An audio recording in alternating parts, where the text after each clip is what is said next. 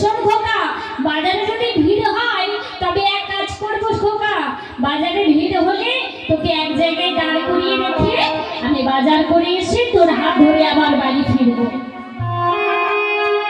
খোকা আমার বলছে তাই হবে বাবা, আমি তোমার সঙ্গে যাব, আমায় নিয়ে চলো না বাবা। তাই বাবা দেরি না করে বাবা আমার খোকার হাতটা ধরে বাজারের দিকে অগ্রসর হলেন। বাজারে পথে চললেন, বাজারে গিয়ে দেখলেন খুব ভিড় হয়েছে, প্রচুর ভিড় হয়েছে, প্রচুর ভিড় হয়েছে, এত ভিড় হয়েছে।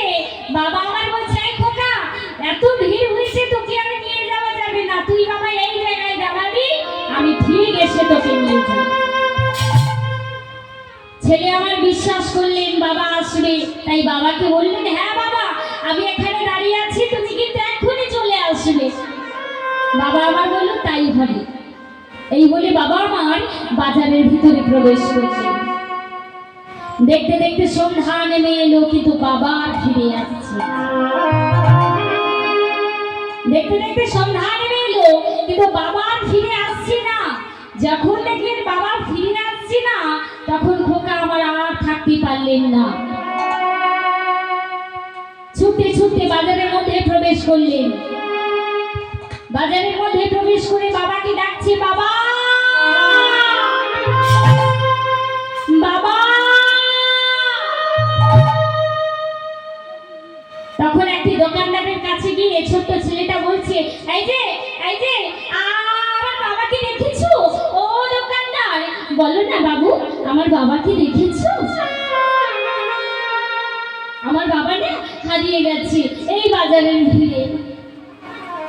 তখন ছোট্ট ছেলেটার এই কথা শুনে দোকানদার আমার বলছে এই খোকা, না রে বাবা না, তোর বাবা হারায়নি, তুই বল তুই হারিয়েছিস।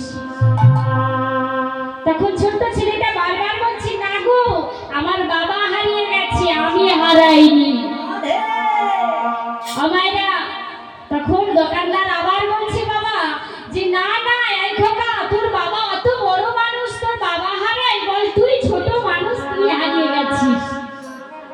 যে কথা শুনেছি ছোট্ট ছেলেটা বারবার বলছে না গো না, আমার বাবা হারিয়ে গেছে। তখন দোকানদার বলছে তবে শোন খোকা, তোর বাবা যখন হারিয়ে গেছে তাহলে তুই আমার এই দোকানের সামনে দাঁড়া, আমি তোর বাবাকে এই বাজারে ঘুরে তোর বাবাকে ডেকে আনছি।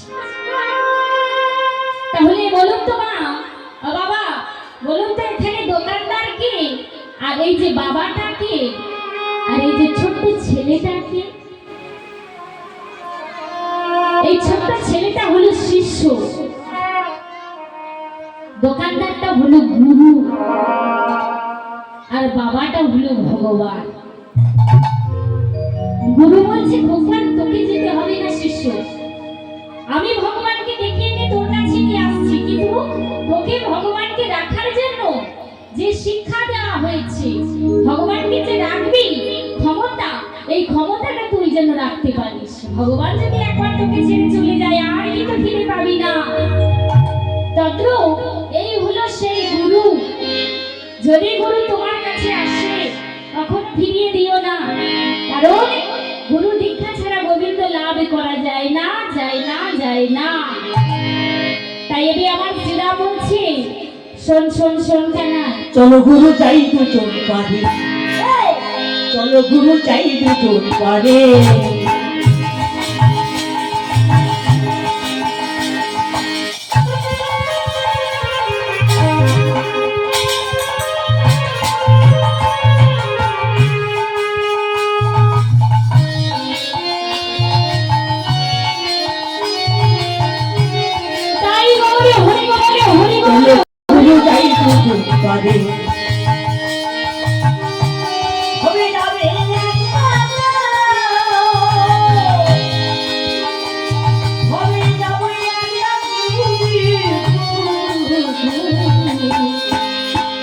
চলো গুরু চাই দুজন পারে, চলো গুরু চাই দুজন পারে।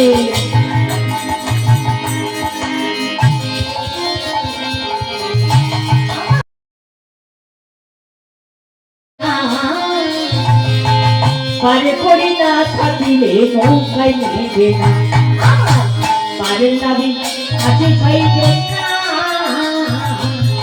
পারে করি না থাকিলে নৌকায় নেবে না হব পারে যাই কি করে ওরে ধরে যাই ধরে পাই না, ওরে ধরে যাই ধরে।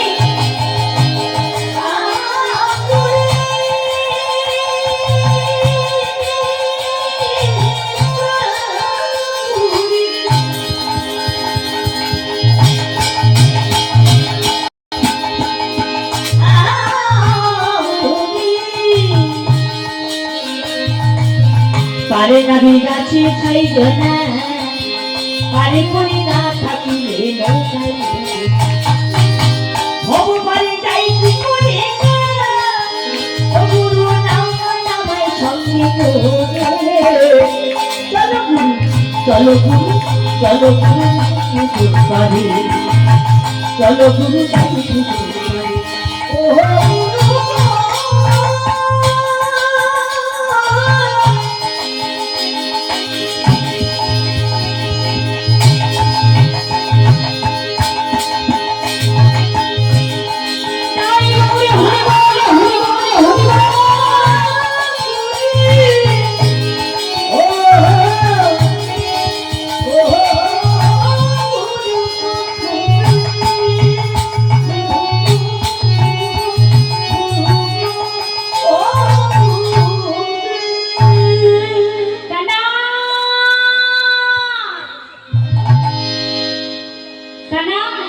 তবে কি সত্যি তুই যাবি না কানা?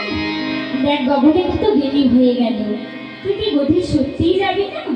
এমনও তো সময় বলরাম দাদা ছুটে এসেছে, দেখলেন সত্যি কানাই যাবে না।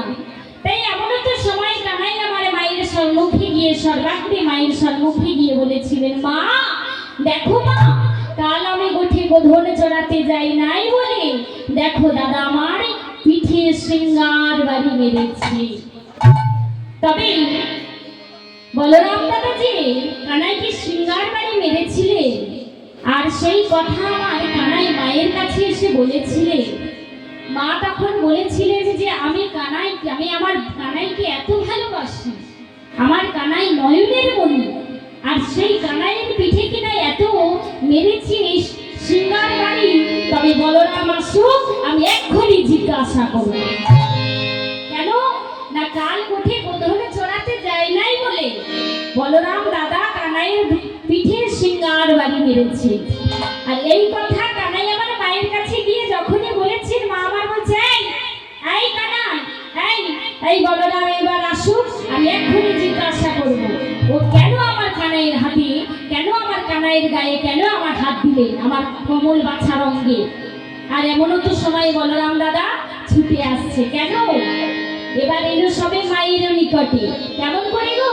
বলরাম দাদা মনের আনন্দে আসছে, কানাইকে গোঠে গোধন চড়াতে নিয়ে যাবে তো, তাই বলরাম দাদা ছুটে ছুটে আসছে। এবার এলো সবে মায়ের নিকটে, এলো সবে মায়ের এলো সবে মায়ের নিকটে, এলো সবে মায়ের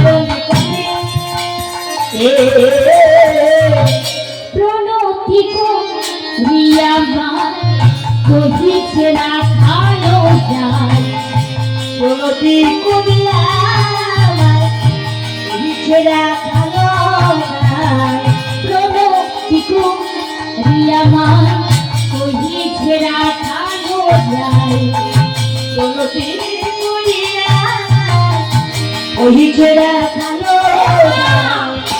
শোনো না মা, কানুর এলো ইয়া যাব ভোগে ভোগে, কানুর এলো ইয়া যাব ভোগে ভোগে, কানুর এলো ইয়া যাব ভোগে।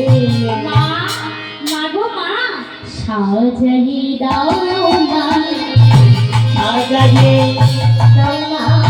ও মা, তোমার কানাইকে এবার সাজাই দাও। দেখো গগনে কত বেলি হয়ে গেল, আর দেরি করো না মা, এইবার তোমার কানাইকে সাজাই দাও। আমি গোঠে গোধন চড়াতে যাব। তাই মাটি বারবার করে প্রণতি করে বলছে, সাজাইয়ে দাও মা, সাজায়ে দাও জগনে কত বেদি হলো, সাজাইয়ে দাও মা। দেরি হলো সাজায়ে দাও মা। এই মিনতি তব কাছে, সাজাইয়ে দাও মা। এই মিনতি তব কাছে সাজায়ে দাও মা। বলরাম, এই বলরাম, শোন শোন শোন, কালি নাকি মোর বাছার পিঠে মেরেছিলি সিঙ্গার বাড়ি।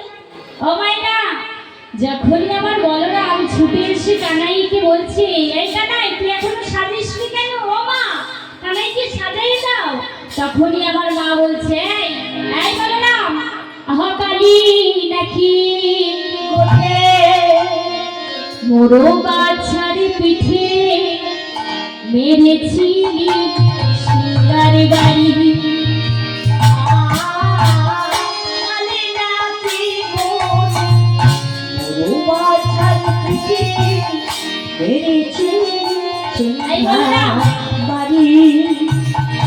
কালি নাকি কোঠে মোর বাছার পিঠে সিঙ্গার বাড়ি মেরেছিলি?